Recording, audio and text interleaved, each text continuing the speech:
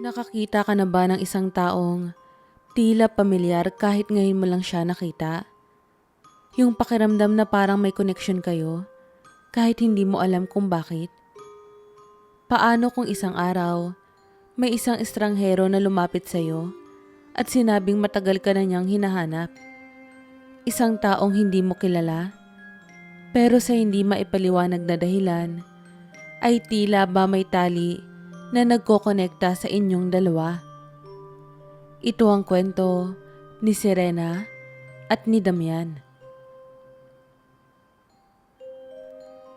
Sa ilalim ng isang buwan na kasing pula ng dugo, isang sigaw ang pumailan lang sa hangin. Sa pusod ng isang sinaunang kagubatan sa Luzon, isang lalaking may maladyos na kagandahan ang nakaluhod sa harap ng isang matandang babaylan.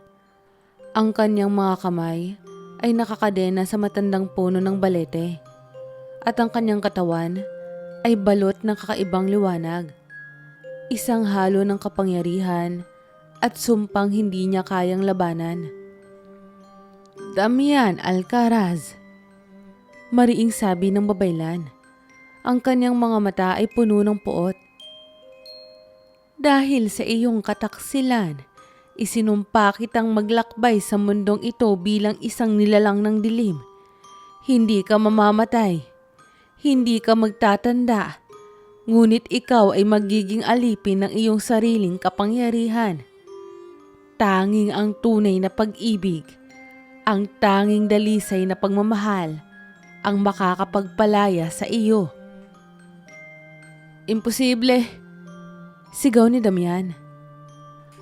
Ang pag-ibig ay isang kahinaan.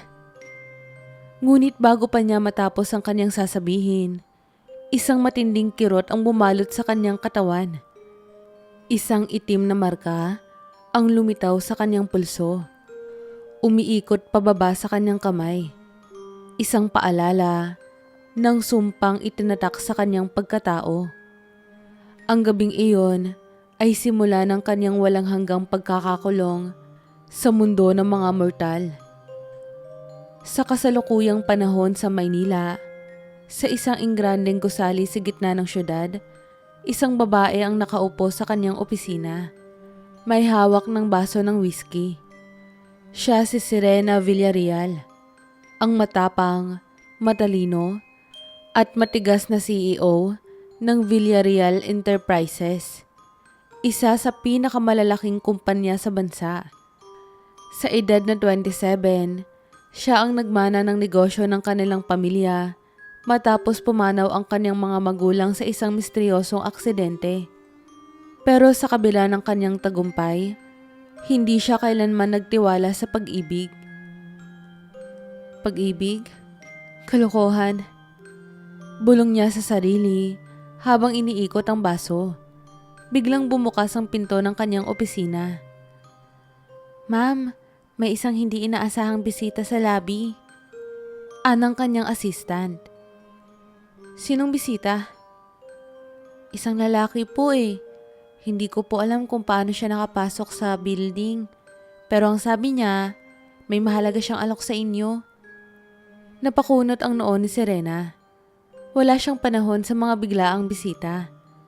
Ngunit nang bumaba siya upang tignan kung sino ito, natagpuan niya ang isang lalaki na hindi niya inaasahang makikita niya. Nakasuot ito ng itim na suit, matangkad, at tila may kakaibang aura na nagpapabagal sa paligid. Ang kanyang mga mata ay kumikislap na parang dalawang batong onyx at may isang pilyong ngiti sa kanyang labi. Serena Villarreal, bulong ng lalaki habang unti-unting lumalapit sa kanya. Matagal na kitang hinahanap. At sino ka naman? Malamig na sagot ni Serena. Ang lalaki ay yumuko ng bahagya bago sumagot. Damian Alcaraz, may isang kasunduan akong gustong ialok sa'yo. Isang kasunduan na magpapabago sa buhay mo magpakailanman. Nakatingin si Serena kay Damian. May kung anong hindi maipaliwanag na pangingilabot ang dumaan sa kanyang katawan. Pero hindi niya ito pinahalata. Sanay siya sa matitinding negosasyon at wala pang lalaking nagpakaba sa kanya. Hanggang ngayon, pinagmasdan niya ang lalaking nasa harapan niya. Napakakinis ng kanyang balat. Tila hindi pa nasusugatan sa buong buhay niya. Ang kanyang matalim na tingin ay parang nagtatago ng isang lihim na maaaring sumira o magligtas sa kanya. Anong sinasabi mong kasunduan? Malamig niyang tanong. Naglakad si Damian palapit. Dahan-dahan. Parang isang aninong kumikilo sa ilalim ng buwan. Huminto siya, ilang pulgada lang ang layo sa babae. Sapat para maramdaman ni Serena ang init ng kanyang presensya. Ikaw, Serena Villarreal, isang babaeng malapit nang mawalan ng lahat. Napasinghap si Serena. Anong pinagsasabi mo? Ngumiti si Damian, pero hindi iyon isang tipikal na ngiti. Para bang alam niyang tama siya. Ang Villarreal Enterprises ay nasa bingit ng pagbagsak. Alam mong may sumasabotahe sa kumpanya mo. Sa loob ng isang buwan, malulugi ang negosyo mo. At lahat ng pinaghirapan mo, mawawala. Napakuyom ang mga kamao ni Serena. Totoo ang sinasabi ng estranghero. Ilang linggo na siyang nakakatanggap ng anonymous threats at ang ilang proyekto niya ay biglang natigil dahil sa hindi maipaliwanag na kadahilanan. At ano namang kinalaman mo rito? Madiing tanong niya. Nandito ako para iligtas ka. Kung papayag ka sa kasunduan ko, ibabalik ko ang lahat ng nawala sa'yo. Kapangyarihan, seguridad, pati na rin ang kalamangan laban sa mga kaaway mo. Tinitigan siya ni Serena. Nagdududa. At ano naman ang kapalit? Biglang nagdilim ang mga mata ni Damian. Ang kamay mo. Natigilan si Serena. Ano?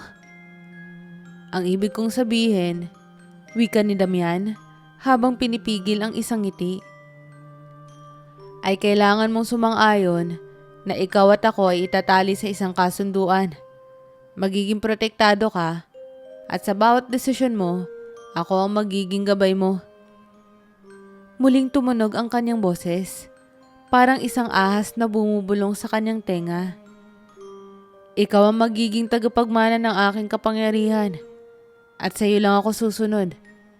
Pero ikaw rin ang magiging tanging may kontrol sa akin. Hindi maintindihan ni Serena kung bakit parang humihigpit ang paligid. May kung anong puwersang hindi niya maipaliwanag na tila nag-uudyok sa kanya na sumang-ayon. Hindi ako basta-basta pumapayag sa isang kasunduan na hindi ko naiintindihan. Matigas na sagot nito. Kailangan mo lang gawin ang isang bagay para tanggapin ito. Iabot mo ang iyong kamay. Nag-aalinlangan si Serena. Pero sa isang iglap, inabot niya ang kanyang kamay kay Damian. Pagdampi ng kanilang balat, isang matinding liwanag ang lumabas sa kanilang pagitan. Isang itim na simbolo ang biglang lumitaw sa pulso ni Serena. Gumagapang sa kanyang balat, tulad ng tinta. Napasinghap siya. Ano to? Dahan-dahang bumalik sa normal ang paligid. Ngunit hindi na ito pareho. May kung anong puwersang kumukonekta sa kanila ngayon. Isang bagay na hindi na niya mababawi. Napangiti si Damian. Simula ngayon, Serena Villarreal, magkasama na tayo sa sumpang ito. Pagkatapos ng matinding liwanag na lumabas sa kanilang pagitan, biglang sumakit ang ulo ni Serena. Napahawak siya sa kanyang pulso, kung saan naroon lumitaw ang itim na marka. Isang komplikadong simbolo na parang isang sinaunang selyo. Ano to? Galit niyang tanong kay Damian. Ngunit hindi ito sumagot kaagad. Sa halip, pinagmasdan lang siya nito. Ang mga mata ay puno ng misteryo at kasiyahan na tila isang bata na nakahanap ng bagong laruan. Di mo pa naiintindihan, Serena. Ikaw lang ang maaaring maging susi ng aking kalayaan. Pero sa ngayon, ikaw ang magiging tagapagdala ng aking sumpa. Napaatras si Serena. Ano bang ibig mo sabihin? Ngumiti si Damian. Ang kanyang tinig ay puno ng kaginhawaan, ngunit may halong bahid ng kasinungalingan. Ibig sabihin, simula ngayon, may kapangyarihan ka ng hindi mo kailanman inakala. Napasinghap si Serena nang biglang may malamig na hangin na dumaan sa kanyang balat. Sa gilid ng kanyang paningin, nakita niyang nagbago ang kulay ng kanyang paligid. Tila may anino na bumabalot sa kanya. Parang isang puwersa na hindi niya maipaliwanag. Pagtingin niya kay Damian, bigla itong nawala sa kanyang harapan. Dito lang ako. Bulong ng isang tinig mula sa kanyang likuran. Napalingon siya at nakita niya si Damian na halos 1 pulgada lang ang layo mula sa kanya. Nakatitig sa kanya ng diretso sa mga mata. Hindi niya alam kung bakit, pero naramdaman niya ang kakaibang koneksyon sa kanya. Parang may isang hindi nakikitang tali na pumupulupot sa kanilang dalawa. Ito ang sumpa mo. Simula ngayon, nakatali na ako sa'yo. Ibig sabihin, saan ka man magpunta, ay naroroon din ako. Kapag lumayo ka sa akin ng sobra, mararamdaman mo ang sakit ng pagkawala ko. At kapag may tumangkang saktan ka, otomatikong ipagtatanggol kita. Matik yan. Gusto mo man o hindi. Parang isang anino. Bulong ni Serena, hindi pa rin makapaniwala. Mas masama pa ron. Sagot ni Damian, ang mga mata ay kumikislap sa kakaibang liwanag. Ako ang magiging demonyo na nakagapo sa'yo. Nang gabing iyon, hindi mapakali si Serena. Hindi niya matanggap ang nangyari. Pinilit niyang hanapan ng paliwanag ang lahat. Baka hallucination lang ang nakita niya. Baka pagod lang siya. Pero nang tignan niyang muli ang kanyang pulso, naroon pa rin ang itim na marka. Napahinga siya ng malalim. Hindi siya naniniwala sa mga kwento ng mga engkanto, mga sumpa, at lalo na sa mga demonyo. Ngunit sa pagkakataong ito, hindi na niya maitatanggi na may nangyayari sa kanya na hindi pangkaraniwan. Naglakad siya papunta sa kanyang kwarto at nagbukas ng ilaw. Pero laking gulat niya nang may madatnan siyang may nakaupo sa gilid ng kanyang kama. Si Damian. Nakangiti ito sa kanya na parang normal lang na nakapasok siya sa kanyang pribadong silid. Anong ginagawa mo rito? Sigaw ni Serena. Sinabi ko naman na sa'yo, hindi mo ako matatakasan. Hindi ko kailangan ng pintuan o bintana para makapasok sa buhay mo. Napasandal si Serena sa dingding. Sinusubukang iproseso ang lahat. Kung totoo ngang may sumpa tayo, ibig sabihin, hindi na kita matatakasan kailanman? Hindi. Habang buhay. Hanggat hindi natin natutuklasan kung paano mababali ang sumpa, magiging anino mo ko. Nanginig si Serena, pero hindi dahil sa takot, kundi may kung anong hindi niya maipaliwanag na pakiramdam ang bumabalot sa kanya tuwing tinitignan siya ni Damian. Para bang sa kabila ng panganib, may isang bahagi sa kanya na natutokso rito. Ngunit bago pa siya makapagsalita, biglang lumamlam ang ilaw. Sa isang iglap, naramdaman niya ang malamig na hangin sa kanyang balat at isang hindi maipaliwanag na presensya ang bumalot sa kwarto niya. Napatingin siya kay Damian na biglang naging seryoso. May paparating. Bulong nito. Bakit? Tanong niya. May mga nilalang na nakakaamoy ng sumpa natin at gusto nilang kunin to. Napasinghap si Serena At bago pa niya maunawaan ang nangyayari, bumukas ang kanyang bintana nang wala namang hangin. Sa labas, isang pares ng pula at kumikislap na mata ang nakatitig sa kanya mula sa dilim. Napalunok si Serena habang nakatitig sa pares ng mga pulang mata sa labas ng bintana niya. Ang malamig na hangin ay tila bumibigat. Parang may hindi nakikitang enerhiya na bumabalot sa buong silid. Damian, bulong niya, hindi maitatangging may halong kaba sa kanyang boses. Ano yan? Nanatiling nakatayo si Damian sa tabi niya. Ngunit ang dati niyang mapanuksong ekspresyon ay napalitan ng seryoso at mabangis na anyo.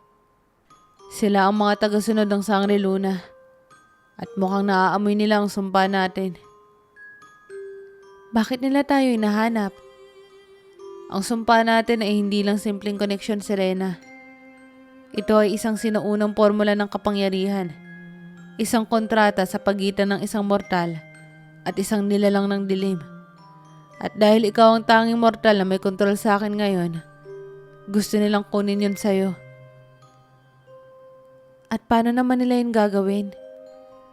Napangiti si Damian. Ngunit hindi ito ang mapanuksong ngiti na ibinibigay niya kanina.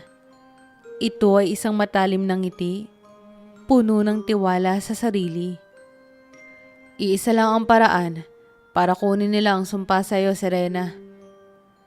Dahan-dahan siyang yumuko sa tabi ng kanyang mukha at bumulong. Kailangan lang patayin ka. Napalunok si Serena. Bago pa siya makasagot, biglang lumundag ang nilalang mula sa labas ng bintana. Isang itim na anino na may mga matang nag-aapoy sa pula. Hindi ito ordinaryong tao. Ito ay isang halimaw na may malapanterang katawan, ngunit may hugis taong anyo. Sa isang iglap, bumagsak ito sa sahig ng kwarto niya at nagsimulang gumapang ang anino nito sa buong silid. Hindi ko to kaya, bulong ni Serena na paatras sa gilid ng kama.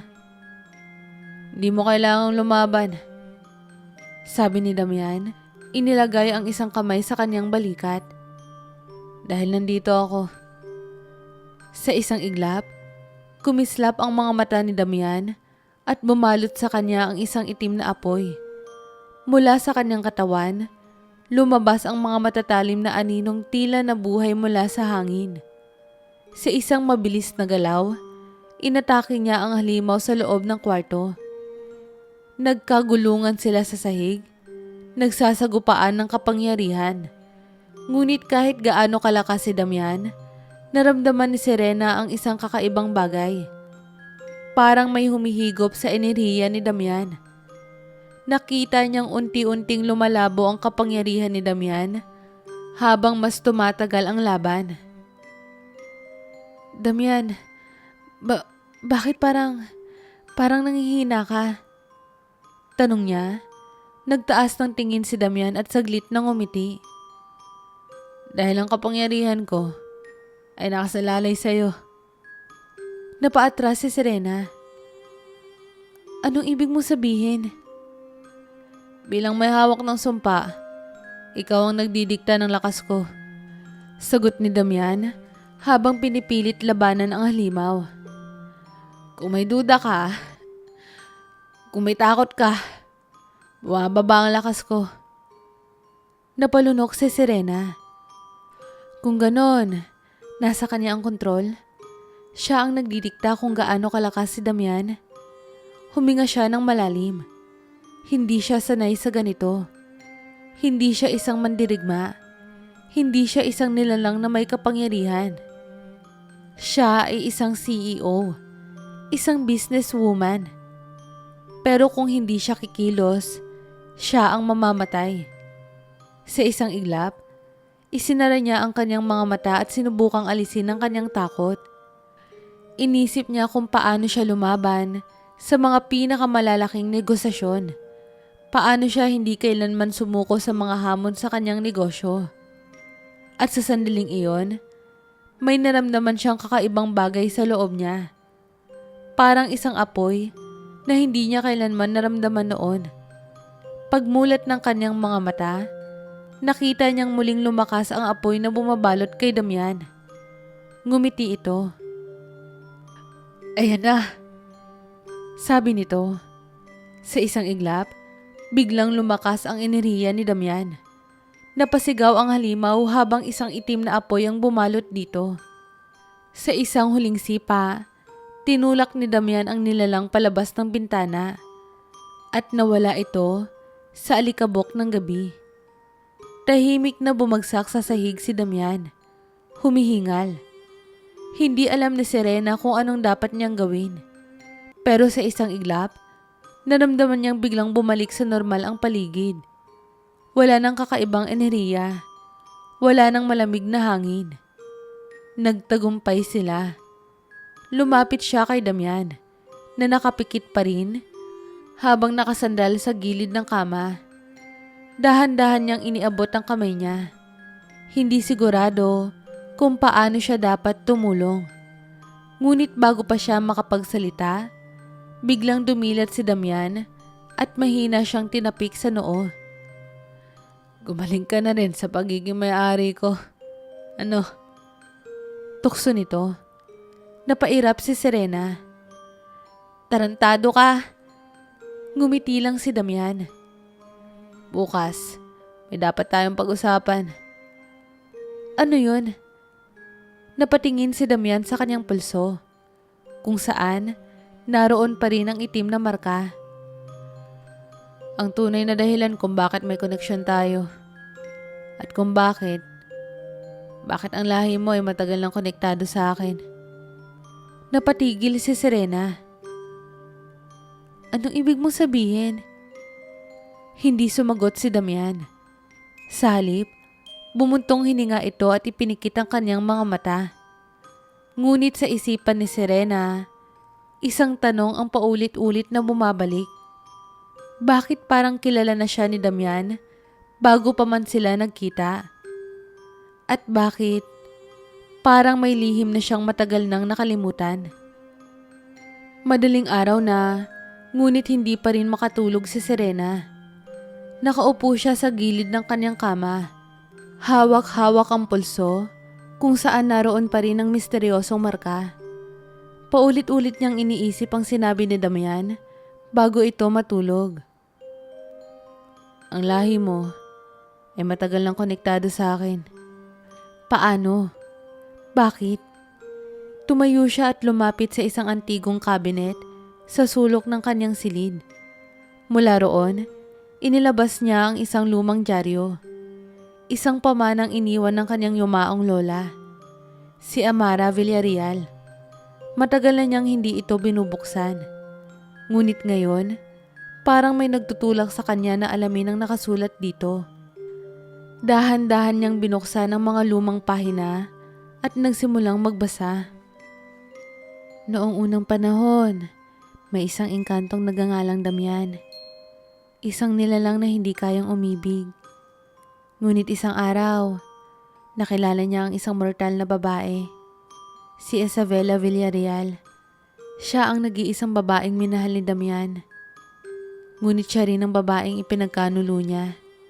Dahil sa kanyang pagkagahaman sa kapangyarihan, isinumpa si Damian ng isang matandang babaylan. At siya ay naging isang nilalang ng dilim, isang demonyo. Ngunit bago tuluyang mawala si Isabela, isang propesiya ang iniwan. Sa susunod na panahon, isang babae mula sa aking dugo ang babalik upang putulin ng sumpa. O tuluyang ikadena ito magpakailanman. Nabitawan ni Serena ang libro. Hindi siya makahinga. Si Isabela Villarreal, ang kanyang ninuno, at si Damian, hindi lang isang estranghero. Bago pa niya maproseso ang lahat, biglang narinig niya ang tinig ni Damian mula sa kabilang silid. Serena. Mahina, ngunit seryoso ang kanyang boses. Mabilis siyang lumabas at nakita si Damian na nakatayo sa balkonahe. Nakatingin sa langit. Ang kanyang ekspresyon ay tila puno ng lungkot. Para bang may alaala siyang gustong burahin. Alam mo na, di ba? Bulong nito. Hindi agad nakasagot si Serena. Hinawakan niya ang lumang diary sa kanyang kamay at dahan-dahang lumapit kay Damian. Ikaw ang Damian na nasa alamat. At ako ang reinkarnasyon ni Isabela. Lumingon si Damian sa kanya. Ang kanyang mga mata ay puno ng emosyon na matagal na niyang itinatago. Oo, sagot nito. Muling bumigat ang hangin. Ako ang lalaking minahal mo noon. At ako rin ang lalaking nagwasak sa'yo. Sa isang iglap, naramdaman ni Serena ang isang matinding pagkahilo. Napatigil siya at biglang dumilim ang kanyang paningin. Nang imulat niya ang kanyang mga mata, nasa ibang panahon na siya.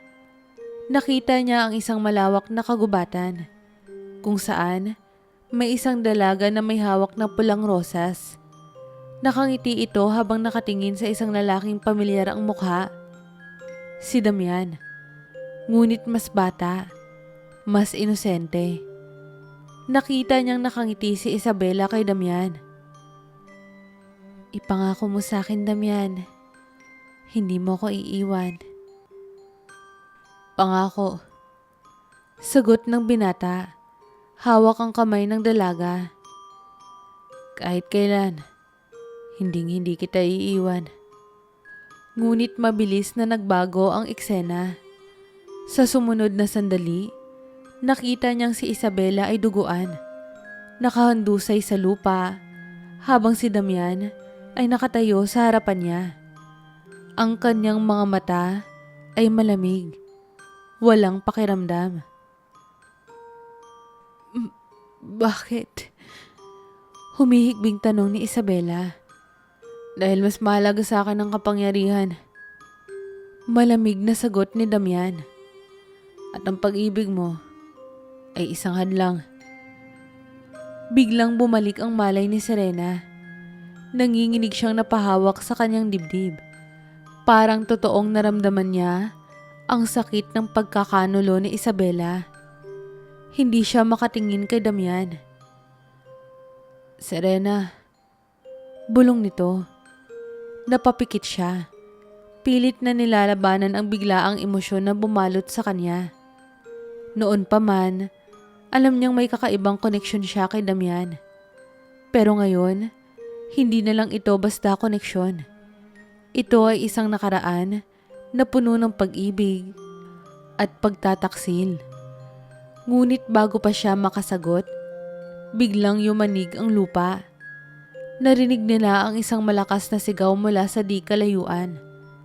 Tumingin sa Damian sa kanya. Ang kanyang mga mata ay puno ng babala. Dumating na sila. Bulong niya. Sino? Tanong ni Serena. Sangre Luna. At ang leader nila. Siyang may hawak ng tunay na dahilan ng sumpa natin. Dumaan ang isang malakas na dagundong sa buong lungsod. Sa malayo, nakita ni Serena ang itim na ulap na bumabalot sa langit. At mula roon, unti-unting lumitaw ang isang grupo ng mga anino. Ang mga mandirigma ng Sangre Luna. Sa kanilang gitna, isang lalaki ang dahan-dahang naglakad papalapit. Siya ang leader ng sekta. Matangkad, nakasuot ng itim na balabal at may pulang mata na tila lumalagablab sa galit. Nang magsalita ito, ang kanyang tinig ay umalingaw-ngaw sa buong paligid. Matagal ka na naming hinahanap, Damian Alcaraz. At sa wakas, ang huling peraso ng propesiya ay natagpuan na rin namin. Si Serena Villarreal. Nagkatinginan sina Serena at Damian. Alam nila na ito na ang huling sagupaan. Anong gusto mo sa amin? Matapang na tanong ni Serena. Ngumisi ang leader ng Sangre Luna. Ang sumpa na nagbubuklod sa inyo ay hindi lang isang simpleng kasunduan. Ito ang susi. Ang huling susi upang buksan ang pintuan patungo sa mundo ng kadiliman. Mundo ng kadiliman. Napatigil si Serena. Ibig mong sabihin, gusto mong buhayin ang mga demonyong pinigilan ng babaylan noon? Tama ka. At ang dugo mo, bilang tagapagmana ng lahi ng Isabela, ay ang tanging kinakailangan upang buksan ang pintuan. Biglang sumugod ang mga anino mula sa likod ng lider. Sinalubong sila ni Damian. Nagliyab ang kanyang katawan sa itim na apoy. Sa isang iglap, nagsimula ang laban. Isang digmaan sa pagitan ng kadiliman at kapangyarihan ng sumpa. Si Serena naman ay napaatras. Alam niyang siya ang punteriya ng Sangre Luna.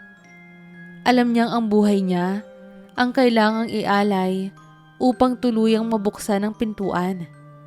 Ngunit hindi siya papayag. Hindi siya maaaring mamatay. Hindi ngayon.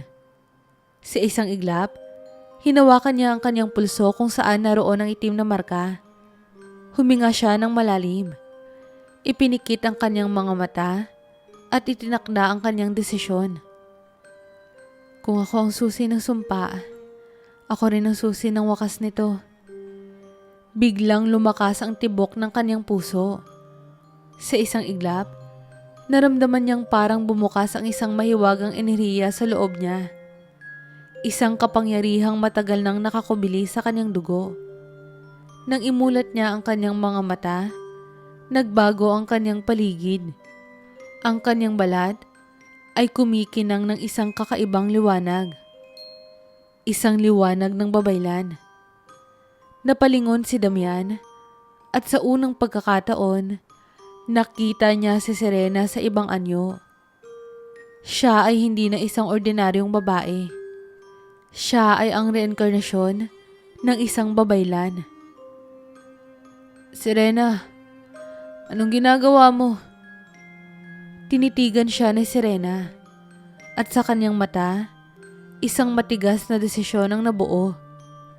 Nagsimula ang sumpa dahil sa kasakiman at ang sumpang ito ay matatapos sa isang sakripisyo.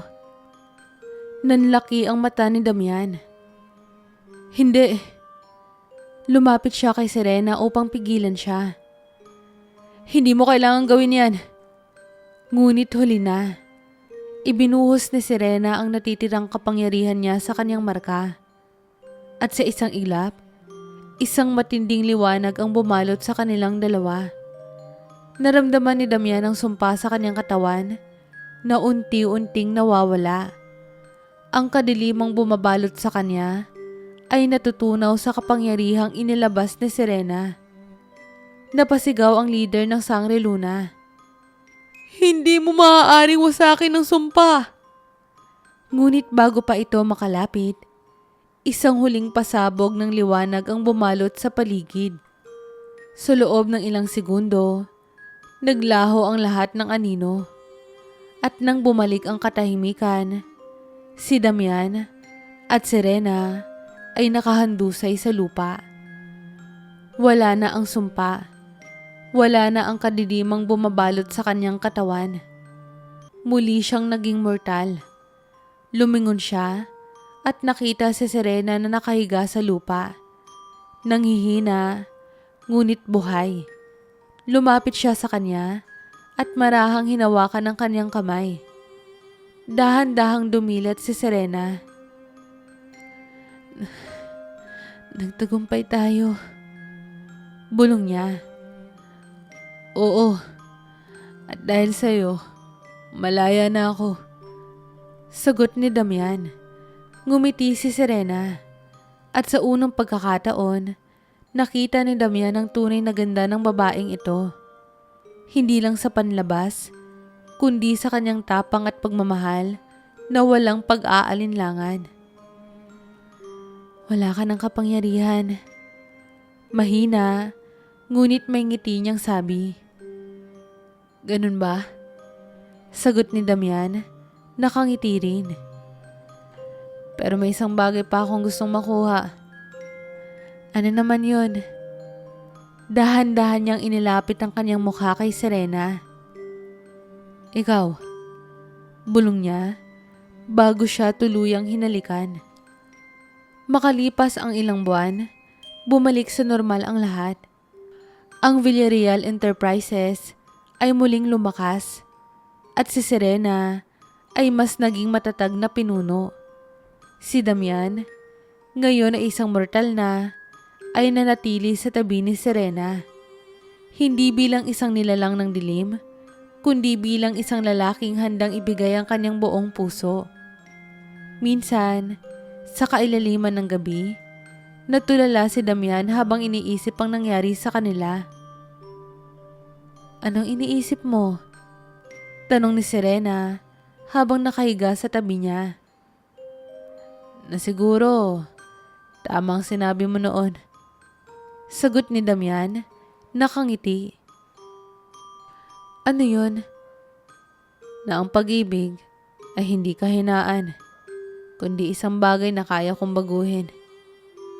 Ngumiti si Serena at sa gabing iyon, natapos ang kanilang kwento. Hindi sa trahedya, kundi sa isang bagong simula. Kahit sa ibang panahon, kahit sa ibang pagkakataon, hahanapin kita. Kamusta po kayo? Muli, maraming salamat po sa pagsubaybay. Huwag niyo po sanang kalilimutang mag-like at mag-subscribe. Hello po sa mga bago kong subscribers at hello rin po sa mga dati ko ng subscribers. Maraming salamat po sa patuloy niyo pong pagsuporta. Have a nice day po sa inyong lahat.